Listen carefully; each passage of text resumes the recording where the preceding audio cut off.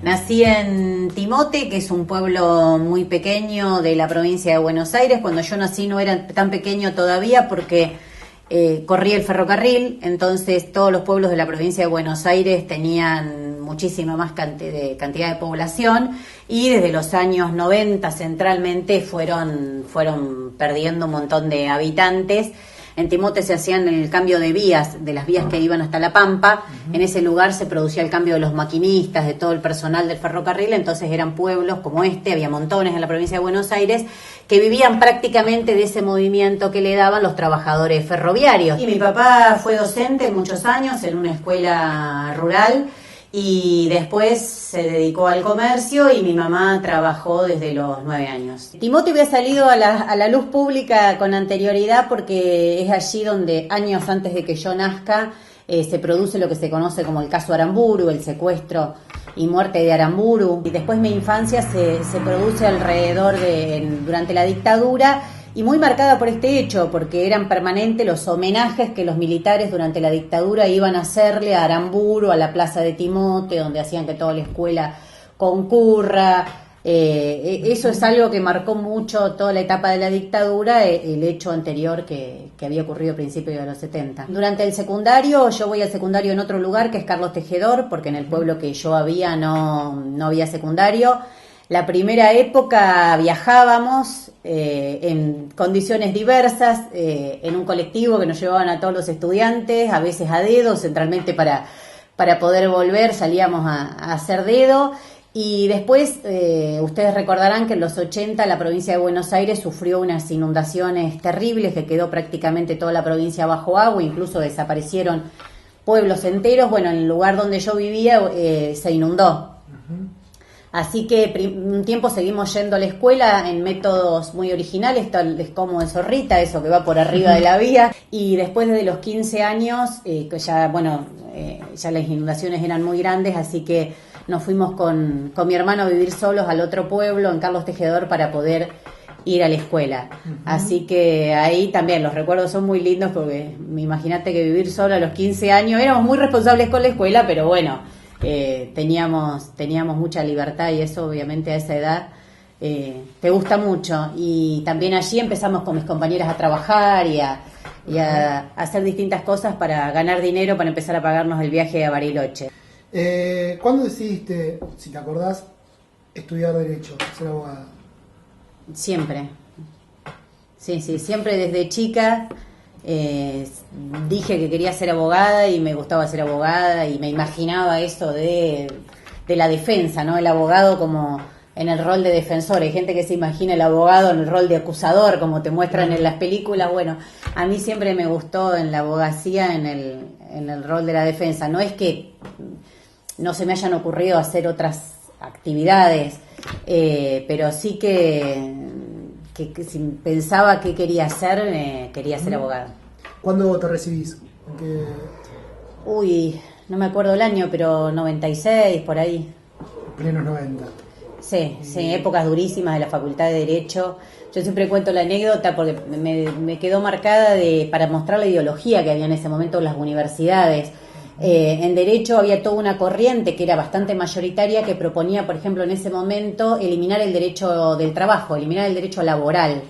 Algo que hoy parecería casi hasta extraño que un profesor se pare delante de una clase, no porque no lo piense, sino porque creo que no lo diría tan abiertamente. Decían que había que eliminar el derecho del trabajo y ser una rama del derecho comercial. Algo que se hizo, porque si vos mirás la ley de quiebras que salió durante los 90 y que queda vigente en su gran parte hasta el día de hoy, la esencia de esa ley de quiebra de Cavallo sigue vigente hasta el día de hoy, tiene que ver con eso, tiene que ver con eliminar el derecho del trabajo como un ámbito supuestamente con protectorio para el trabajador, y que sea una rama del comercio, de las empresas, donde el trabajador es un gasto más. ¿Vos cómo te llevabas con esa ideología? ¿Ya eras de izquierda en ese momento? ¿Tenías pensado ¿Militabas ya? ¿En qué momento empezaste a militar? ¿Fue en la facultad? No, empecé a militar sí ya sobre el final, cuando me faltaba muy poquito para terminar. Yo trabajaba en un banco, era trabajadora bancaria en el banco hipotecario, pasé la privatización también en esa época de todo el proceso de privatización del banco hipotecario. No, era de izquierda en general, me gustaba mucho. En esa época habían salido muchos libros sobre los años 70, fue como un... despertar de la memoria. Sí, exactamente, recordarás que salió La Voluntad, salieron montones de libros y bueno, yo los leía con una pasión enorme porque me gustaba poder... siempre trataba de buscar alguna referencia a los abogados de los 70 o a cosas así, pero me gustaba en general que me gustaba leer, y bueno, me acerco a la izquierda y conozco al PTS ya terminando la carrera y enseguidita nomás fundamos con otros compañeros como Rubén Trippi, que era abogado del PTS, un militante que viene del MAS. Bueno, fundamos el CEPRODA. Creo que el PTS desde el fines de los 90 da un salto enorme en ligarse y en intentar ligarse a los procesos más avanzados que se iban dando en la realidad política del país. Entonces, no casualmente, las primeras experiencias que hacemos con Rubén Trippi, con Ivana Dal Bianco, con los compañeros que somos el primer núcleo del CEPROD, es defender presos políticos, estudiantes que caían presos, muchos desocupados, centralmente de los movimientos desocupados que desde el año 97 empiezan a tener mucho peso en la vida política del país.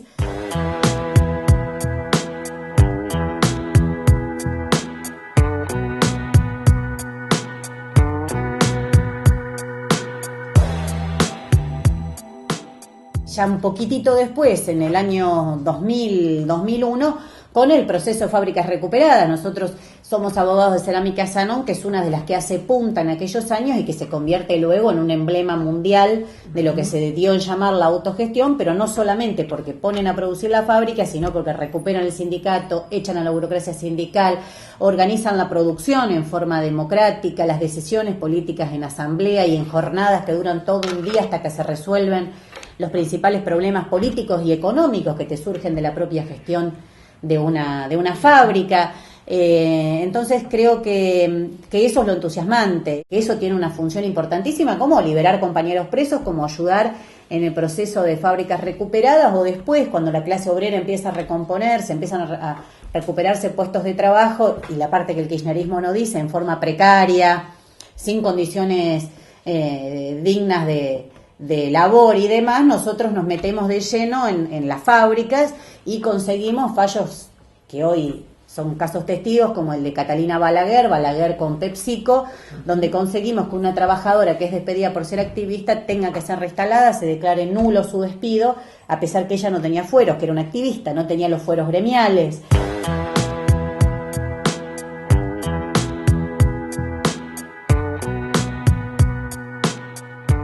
Me parece importante destacar en este punto que si bien nosotros estudiamos, ponemos todo nuestro esfuerzo en cada uno de estos fallos, ninguno de ellos sería posible conseguirlo si no tuviesen detrás la fuerza de los trabajadores organizados en su lugar de trabajo, en cada lugar concreto, y la firme decisión de un partido de ir hasta el final. Sería impensado que en una fábrica como Lear, donde el gobierno nacional gastó en gendarmería más en ese conflicto, creo que en cubrir todas las fronteras durante el año 2014, donde lo llevó a Bernie en persona, recordarán ustedes que llegaba Bernie en helicóptero en persona al lugar, reprimió a hijas desaparecidos y una nieta recuperada como Victoria Moyano, rompieron autos, llevaron a la bonaerense, llevaron patotas del sindicato. Cuando no les alcanzó todo eso, contrataron a un general del ejército como Galeano del tercer cuerpo de ejército para que venga a hacer inteligencia al lugar y a manejar el conflicto directamente como un conflicto militarizado. Habían militarizado la protesta social. Si todo eso pudo terminar y hoy hay trabajadores con un fallo de reinstalación, no es porque nos tocó una sala determinada de la Cámara, porque las maniobras entre el Ministerio de Trabajo y la Justicia fueron decenas de sacar un fallo y darlo vuelta al día siguiente. Bueno, todas esas maniobras se pudieron enfrentar porque hubo la decisión política de compañeros trabajadores y también de un partido político de llevar esas peleas hasta el final y dar un ejemplo que se tenían que parar los despidos a la zona norte.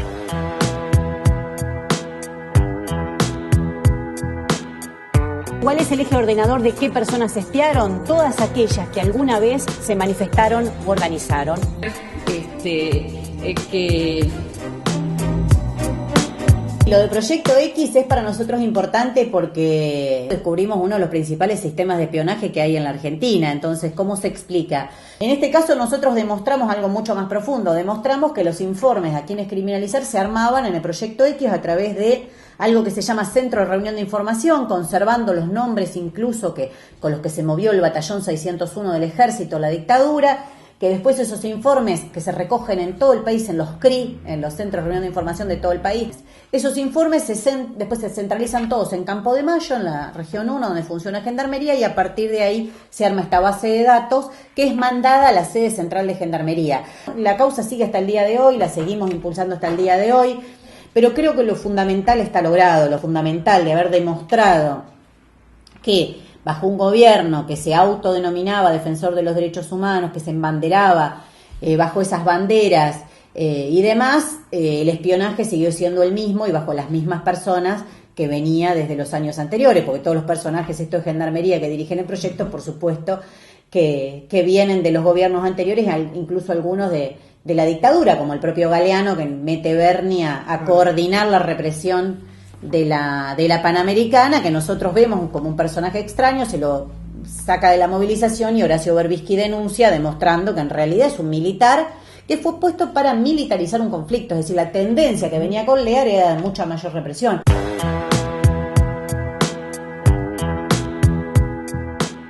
Que oportunamente la sentencia se cambie la calificación y se lo condene al señor Echecolás por el delito de genocidio. A lo largo de todos estos años, vos tuviste una participación muy destacada en causas por delitos de lesa humanidad, contra genocidas. Fuiste la abogada de Julio López en aquel juicio contra Echecolás. Como vos comentabas hoy, después de la anulación de las leyes de obediencia debida y punto final. Estamos hablando de más o menos unos 10 años atrás prácticamente. Justamente coinciden con los 10 años de un gobierno que se autodenominó defensor a ultranza de los derechos humanos.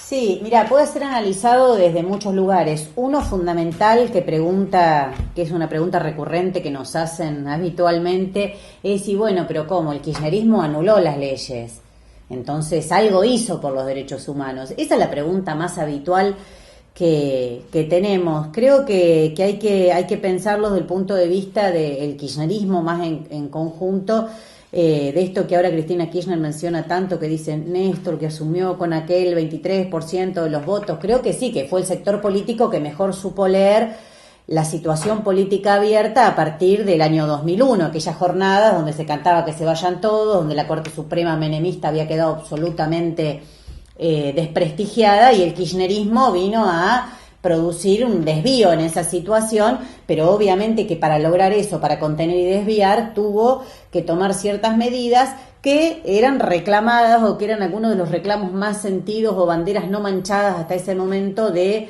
reclamos populares, de causas populares. Una de ellas es la del juicio y castigo de los genocidas, porque hubo intentos de reconciliación previos. Creo que se demostró que más allá del discurso, con este sistema de juzgamiento, evidentemente se llegaba al juzgamiento solo de un pequeño grupo y a la preservación del conjunto del aparato represivo.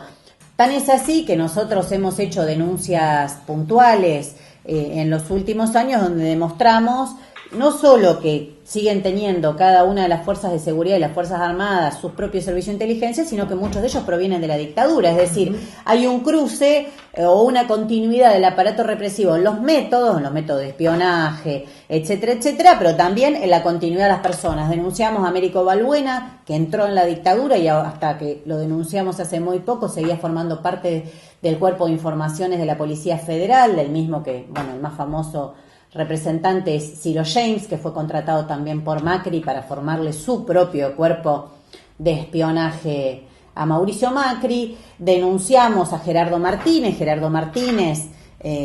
Figura en su legajo específicamente que fue introducido en el ámbito gremial como buchón. No es que estaba en la UOCRA, un día fueron y lo compraron, sino que él se ofrece a entrar en la UOCRA, en la dictadura, como agente de reunión de información en el ámbito gremial. Bueno, el propio Milani, hay una continuidad en las personas y en los métodos. En los métodos, en el ejército, hay 1.403 agentes de inteligencia en el ejército hoy. Evidentemente, no, cuando saltó el caso que denunció Snowden de que se estaba espiando a la Inglaterra, espiaba a la Argentina, nos enteramos por los diarios, ¿no? Porque los 1403 de Milani dijeron, hay un ataque imperialista al país. No, están para hacer espionaje interno.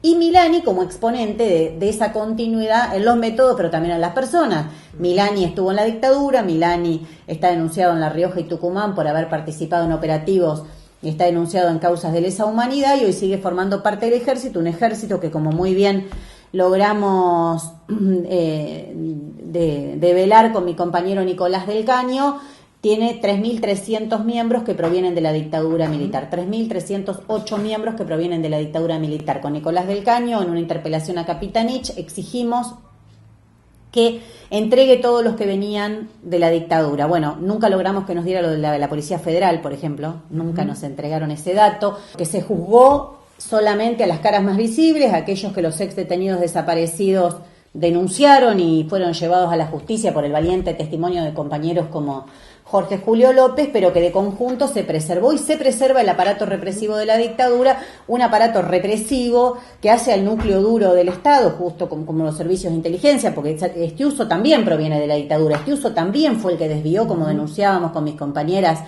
de La Plata, Guadalupe Godoy y otras compañeras abogadas con las cuales compartimos la representación de Julio López, que decíamos, Estiuso nos está desviando la causa. En el año 2006, cualquiera que busca en página 12 lo puede encontrar las notas donde nosotros ya denunciamos a un señor llamado Estiuso, a su flota de celulares, esta que salió a la luz alrededor del caso Nisman.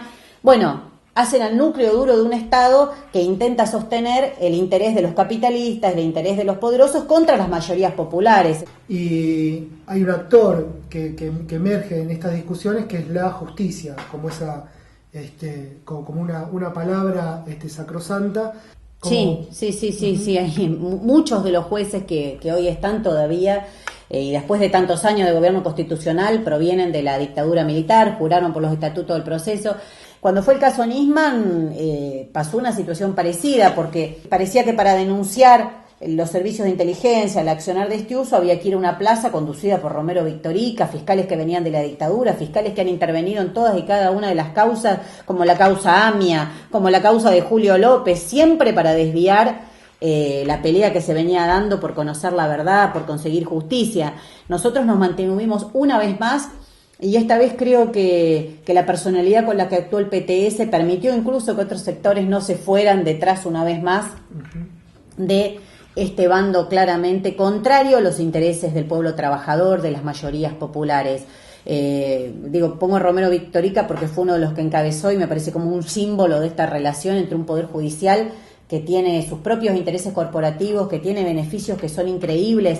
Ustedes saben que no pagan impuestos a las ganancias, es decir, ellos dicen que los trabajadores tienen que pagar impuestos a las ganancias, pero en su caso, si les tocan el salario, estaría atentando con su independencia, su salario es intangible y protegido por la Constitución, y el salario de un trabajador puede ser recortado y rebanado todos los meses por el Estado, llevándose una parte, cuando todo el mundo sabe que la definición de salario, que no es ganancia, y todos los meses tiene que pagar los impuestos a las ganancias un trabajador y no ellos.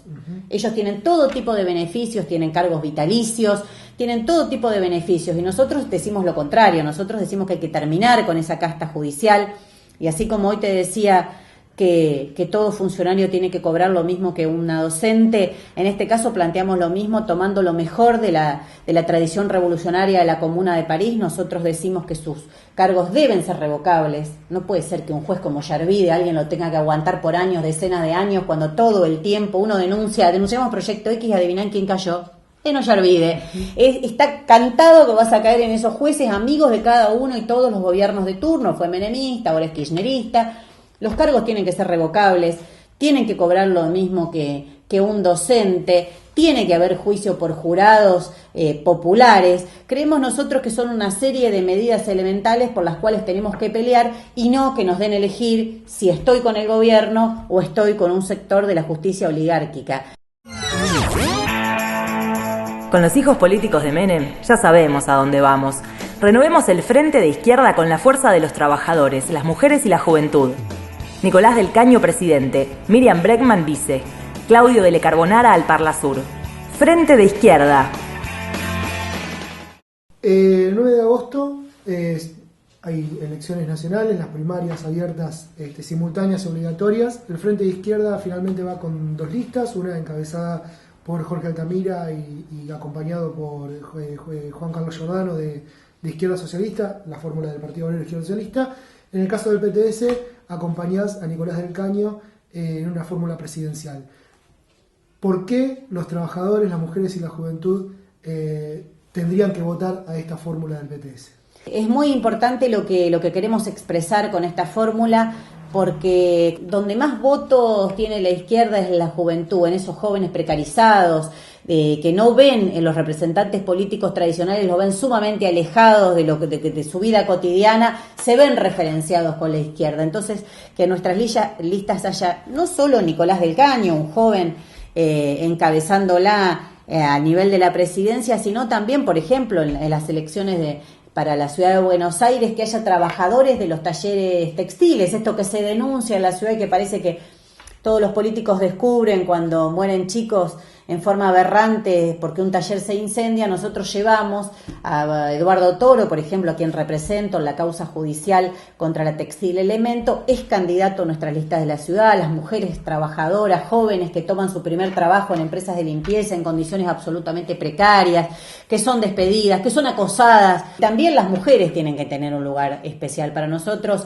el 3 de junio no es una manifestación que pasa, el 3 de junio tiene que abrir una nueva realidad política en la Argentina, por eso presentamos en el Congreso de la Nación un proyecto con medidas urgentes para tomar en los casos de violencia de género. Organizamos la agrupación Pan y Rosas. Ustedes saben que Pan y Rosas es una de las agrupaciones de mujeres más grandes de la Argentina, una de las que mayor cantidad de mujeres lleva a participar todos los años al Encuentro Nacional de la Mujer.